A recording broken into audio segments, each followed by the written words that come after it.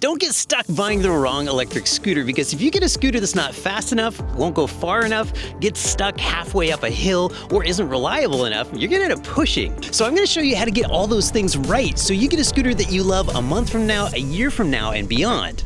I'm Paul Somerville, and I've been testing electric scooters full-time for the last 4 years for Electric Scooter Guide. Now, full disclosure, I'm no longer with ESG. I still love those guys, but I like the VMAX scooters so much that after testing them, I decided I really wanted to become part of the VMAX team, so here I am. Now that said, I am going to be using 3 VMAX scooters as my example scooters, but all the information in this video is intended to be very general and to apply to any kind of scooter that you're considering. This video is arranged by the price and the use case for the scooters, so if you already have an idea of what kind of scooter you like or what price range you're in, you can skip ahead. We're going to start off with the beginner scooters or the entry-level scooters, and then move our way up into the intermediate scooters like the Ninebot Max. They're good for commuting, and then we'll get into the touring scooters, one of my favorite categories, and then finally we'll touch on dual motor electric scooters, the outrageously fast, just really fun sports scooters. We're going to start off with the entry-level scooters. These are scooters that, cost maybe $550 or less. They look kind of like this, and probably the most famous example of an entry-level scooter is the Xiaomi M365.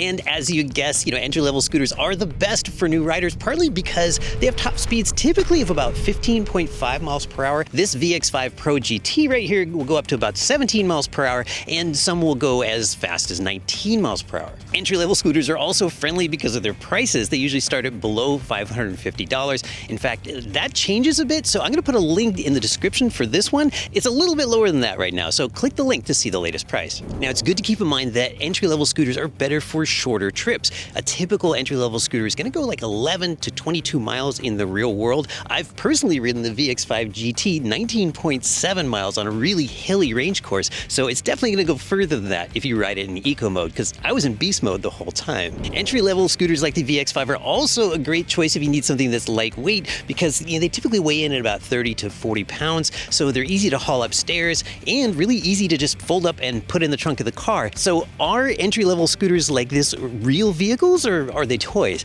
Well, we're lucky because it kind of used to be the latter, but in 2025, there are several scooters out there like the VX5 that you can just ride as a real vehicle. You can commute on it, it's going to be dependable, it's made for adults. For example, the rider weight limit of the VX5 is 265 pounds. Now, that doesn't mean it's going to break in half if you're 270 pounds, but what that means is you're going to be able to climb up reasonable grade hills on the VX5 right up to the rider weight limit. Only a few companies make a good, high-quality entry-level scooter. These are companies like Segway, Okai, Apollo, New, and of course, VMAX. And after testing over 200 scooters, I truly believe that the VX series here has the best performance for the price and the highest ride quality in the category. But decide for yourself. Watch lots of reviews and see what other people think. Next up, I'm going to cover the intermediate-sized scooters. These are scooters the size of a Ninebot Max. But before we get there, I'm going to cover some features that are all about reliability. And these are things that you need to know no matter what category of scooter you're looking for. Because if you ignore this next category and just buy on price and top speed, you might get a scooter that breaks down and that you can't get parts for. The first subject is warranty. And you've really got to read the fine print here. The VMAX scooters and some other high-quality scooters have 2-year warranties, but it's still kind of a rarity in the United States, so check it out. Some scooters have warranties as short as 90 days. Next is check to see if your scooter is UL 2272 certified, and that's an important one because it ensures that you've got a scooter that's safe to charge. In fact, in New York City, it's especially important because you can't even buy an electric scooter that doesn't have UL 2272. Number 3 are tubeless tires, and these are my favorite kind of tires because they ride a million times better than solid tires, and they're more flat resistant, and they just feel better to me than tube tires. Most modern scooters have gone tubeless by now, and all VMAX scooters use tubeless tires. The next one is probably the most often overlooked feature, and that's spare parts. Have a look on the manufacturer's website and see if they have spare parts for sale. Because if they don't have them for you, they might not have them under warranty either, and so if you have a problem, it might turn out to be a bigger problem than you think. VMAX has a great selection of spare parts on their site. Apollo does a great job with this too, but you definitely want to look because there are some major brands that don't do a great job stocking parts. And the last category is ride quality, and this is a tough one because you can't judge it by a spec sheet. So here you just have to really watch a lot of scooter reviews, and you'll get a general feel for what people think about the ride quality. And then if you can, go see one in person. Check out the VMAX website at vmax-escooter.us. We're going to put up a map soon that shows all of our dealer locations, and that's expanding really, really fast. So you can go see one in person, see what they feel like, and I think you're going to be able to feel the difference. Oh, and there's one more feature we've kind of come to expect from all the top-end scooters, and that's bar and turn signals. And I love these because you can see them from in front or behind. The rider can see them, and on the VMAX you also get turn signals down on the deck. Now let's get into the intermediate-sized scooters. These are scooters in the $550 range to around $1,000. They're going to be roughly the same size as a Ninebot Max. This is the VX2 Extreme, and it's also about the same size as a VX2 Pro. So who are the intermediate scooters for? Well, we covered that the entry-level scooters obviously are good for new riders. Well, intermediate scooters are also good for new riders. They're not intermediate because they're harder to ride. They're intermediate because they take you up to the next level of performance and price with a little more range, a little more top speed, and a little more hill climbing power. If you have a longer commute with some hills in it, or if you're a heavier rider, then intermediate scooters are the way to go. This is the VX2 Extreme, and it's sometimes hard to tell apart from the VX2 Pro. The difference is the VX2 Extreme has more peak power, it's got a TFT display up top, and it's got a slightly bigger deck. You're gonna find a scooter in this size category from every major scooter manufacturer because this is the best-selling size of pretty much all scooters, and the VX2s are definitely the best sellers from VMAX. With the entry-level scooters, we were looking at scooters in sort of the 15.5 mile/hour range, so you're definitely in the bike lane with those. With the intermediate scooters, now we're seeing speeds of around 25 miles per hour, and that's gonna let you get out and blend with traffic a little bit if you need to. Let's talk about hill climbing. So all of the VMAX scooters are designed in Switzerland, so they're designed to climb Swiss hills. For example, I used this scooter to climb the steepest hill in San Francisco, which is a 31.5% grade. Now, I weigh 165 pounds, so for me, it's literally everything I will ever need for climbing hills. And that hill climbing power is what makes them really great for heavier riders. The VX2 Pro is rated for 287 pounds, and the VX2 Extreme is rated for 330. Historically, most intermediate scooters have been rated for about 220 pounds. Let's talk about range next. So most intermediate scooters are going to have 20 to 30 miles of real-world range. And the tricky thing is here is you really can't tell from the spec sheets, which ones are truly going to have more than another, because the maximum range is always given, and that's in eco mode. But to give you a couple data points on range, I've personally ridden the VX2 Extreme 28.9 miles in beast mode on a hilly range test course, and the VX2 Pro 29.5 miles. But in eco mode, you should be able to go as far as 43 miles. So how can you tell for sure which scooters are going to be able to go further? By looking at the spec sheets.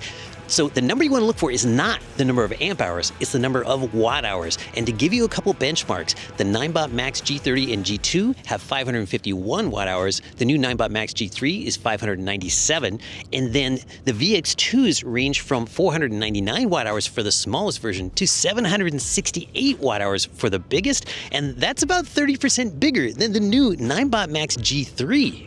If you can't find the watt hours on the spec sheet for an electric scooter, look for the voltage and the amp hours. Here we've got 48 volts and we've got 16 amp hours. You're going to multiply those two together. In this case, we get 768 watt hours, and watt hours is a number that just works every time. You can compare scooter to scooter, it's apples to apples, and you can tell which scooter is going to get more range. When you do the math, the VMAX scooters come way up top for battery size per dollar. Now let's talk about touring scooters. These are single motor electric scooters that come in price ranges about $1,100 to $1,500. They're less well known, but they are super useful and one of my favorite categories to ride. Probably the best known example of a touring scooter is the eMove Cruiser, but this is the VX4. This is VMAX's long range tour. Touring scooters are the best if you have a long commute, you just want a really comfortable commute, or you want to ride all afternoon long. In this class of scooter, ride quality becomes especially important because you need a comfortable scooter if you're going to ride for, up to 40 miles or even more. I love touring scooters. They're so easy to ride because they're single motor, so the throttle is easy to handle, but they'll still climb any hill. This is the kind of scooter that could replace your car. When you have a touring scooter, you have so much range that you almost don't even think about range anymore. So range anxiety goes away, the bumps in the road go away, traffic goes away because you're just going around the cars, and with top speeds of 25 miles per hour, so you can literally beat a car across town. I've personally ridden the VX4 GT 32.1 miles on the ESG range test course, which is full of hills, and I rode it 39.2 miles when I did an entire lap of San Francisco and kept going for another 10 miles after that. But in eco mode on flat ground, you can get as many as 62 miles from the VX4 GT. The downside of a touring scooter is they're a little bulkier, a little bit heavier, but still a lot easier to carry upstairs than, say, a dual motor scooter, but not quite as light and easy to throw in the trunk as an entry-level scooter. Touring scooters are the kind of scooters you just keep forever. Like, even if you get another scooter, you end up keeping it because it's just so useful for getting things done, going for long rides. This is a scooter you will enjoy more and more as your riding skills evolve. In the final category of electric scooters are the dual motor scooters. These are usually in sort of the $1,500 to $2,000 range. I don't even have one here with me today because we don't even have a VX series dual motor scooter from VMAX yet, but I'll tell you more about that in a minute.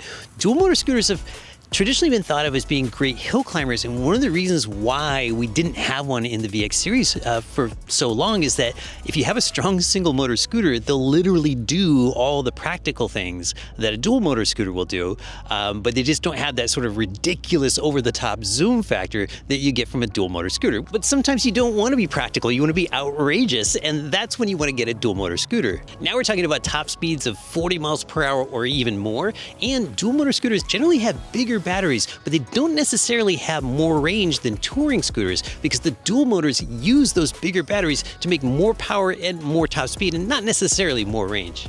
And of course, a downside of dual motor scooters is that weight starts to go up. Now you're talking about 60, 70 pounds. I can still haul one of these up a flight of stairs, but it feels like a struggle, and you're not always going to be able to fit a dual motor scooter in the trunk of a car. They're better suited for transporting in SUVs. All right, so if we don't really need dual motor scooters for practical purposes, who are dual motor scooters for? Well, they're for people that really want to enjoy a sports scooter. They want ridiculous amounts of power and speed, and maybe want to go out riding with their friends. These are really scooters for enthusiasts, and they're not really always the best thing to start off with because the throttle can be pretty strong. But it also really completely can get you out of the bike lane if you want to. I mean, you can still ride in the bike lane, be friendly, because you're going to be a lot faster than the other folks there, but you can blend with traffic pretty much full time because you're going to find yourself going car-like speeds kind of all the time on a dual motor scooter. There are a ton of dual motor scooters out there to choose from, and VMAX is actually coming out with one later on in 2025 called the VX6. If you saw my preview from CES, the thing is an absolute beast. It goes 43 miles per hour. It's got 5,500 watts of peak power, hydraulic brakes, hydraulic suspension, really everything you could want in a dual motor sports scooter. We think the VMAX VX6 is going to cost around $2,000, and I can't wait to get one as my new daily ride. For practical riding, I'm still going to use probably the VX2 and the VX4 quite a bit because they're just so good at climbing hills and so easy to put in the trunk of the car, but dual motor scooters are an absolute blast when you want to cut loose. Okay, so now we've covered the 4 basic types of electric scooters. Now it's good to think about how you're really going to ride. Are you really going to ride around at freeway speeds? Probably not, but here are the things that I think you really are going to want on a daily basis. Number one, you're going to want a scooter that's going to get you up every hill you come across, because if you have to push up even one hill during the course of your day, you've probably got the wrong scooter. Number two, you really want lots of range so you don't end up pushing it that last 2 miles home. In fact, if you can, pick a scooter that's got maybe twice as much range as you think you're going to use on a daily basis. And number three, feels like it goes without saying, but it's so important I'm going to say it, is reliability. Look for those long warranties, look for UL 2272, look for tubeless tires, and good brands, because nothing ruins your day more than a scooter that breaks down in the middle of a ride. And finally, whatever company you buy your scooter from, make sure that they've got lots of parts on their website and they've got a US warehouse. That way you'll be able to keep your scooter going for years to come. Every VMAX model is designed to climb Swiss hills. They've all got exceptional range for the price, and they're all engineered to last a long time so you can enjoy riding it for years. I hope this video has helped you figure out what kind of scooter is for you, whether it's a VMAX scooter or not. The important thing is just get out there and start riding, because life is way better with an electric scooter. But definitely include a VMAX scooter in your search, because if you get a chance to ride one, I promise you, you will feel a difference in riding a Swiss engineered scooter. VMAX has really taken electric scooters to the next level.